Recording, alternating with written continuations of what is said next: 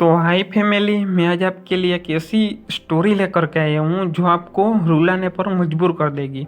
तो क्या हुआ, जब एक लड़का पैदल किसी रास्ते से जा रहा था और उस लड़के ने देखा कि सामने वाले जो बिजली का खंभा है उस कागज की पर्ची चिपकी हुई है उस पे, और उस पर्ची में कुछ लिखा हुआ था। वो लड़का थोड़ा नज़दीक जाकर देखा कि पर्ची में क्या लिखा है, तो वो देखता ही रह गया, देखने ही लगा।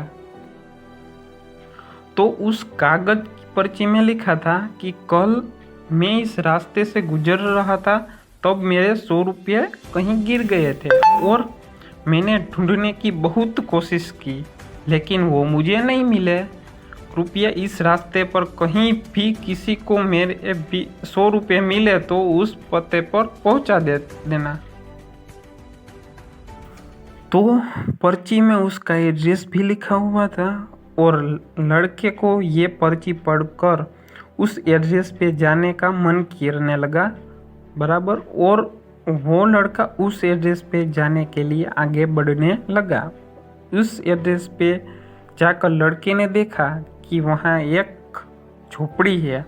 लड़के ने बाहर से आवाज़ लगाई तो उस झोपड़ी में से एक वृद्ध औरत लाठी के सहारे बाहर जाने लगी। तो लड़के को पता चल गया कि वो वृद्ध औरत सिर्फ अकेली ही इस झोपड़ी में रहती है। वो लड़के ने उस वृद्ध औरत से कहा कि माँ जी, आपके 100 रुपये जो गिर गए थे वो मुझे मिले हैं, ये रहे आपके 100 रुपये। तो उस लड़के की बात सुनकर वो वृद्ध औरत रोने लगी और कहती है कि बेटा, अब तक करीब 15 से 20 लोग मुझे ये 100 रुपये देकर जा चुके हैं।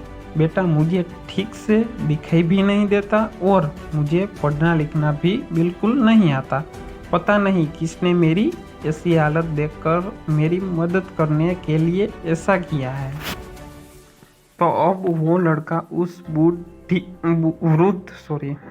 औरत के घर से निकल जाता है। थोड़ी देर चलने के बाद वो लड़का सोचने लगा कि आखिर मुझसे पहले आए हुए उन 15-20 लोगों को भी उस माजी ने वो पर्ची फाड़ने को कहा होगा, लेकिन उनमें से किसी ने भी पर्ची नहीं फाड़ी, तो मैं क्यों फाड़ दूं? वो लड़का उस पर्ची को बिना फाड़े ही वहाँ से चला जाता है। तो उस लड़के के मन में उस व्यक्ति के लिए बहुत ही आदर और सम्मान था जिसने यह तरीका ढूंढा था और उस ज़रूरतमंद और वृद्ध औरत की मदद की थी। तो ओके मित्रों, ये स्टोरी अच्छी लगी है तो लाइक करें, शेयर करें एंड सब्सक्राइब कीजिए। तो अपने हिसाब से हर ज़रूरतमंद की मदद करते रहिए, और मदद करने के लिए एक रास्ते नहीं होते, वो आपको सभी को पता है। वो आप अलग अलग रीत से भी कर सकते हैं।